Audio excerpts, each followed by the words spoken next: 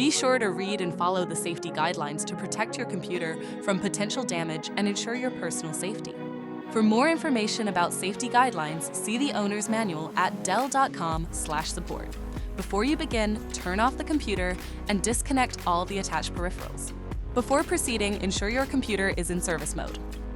To enter service mode, press and hold the B key on the keyboard and then press the power button. Now, the computer will boot up and the owner tag information is displayed on the screen. Press any key to proceed.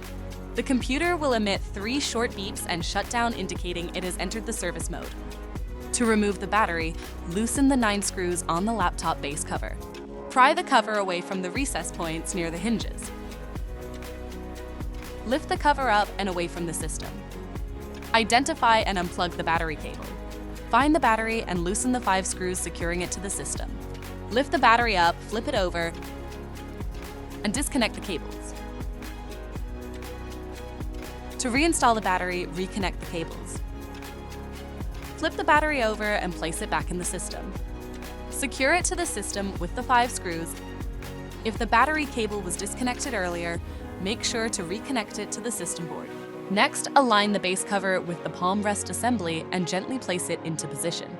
Tighten all required screws to secure the base cover in place. To exit service mode, connect the AC adapter and press the power button.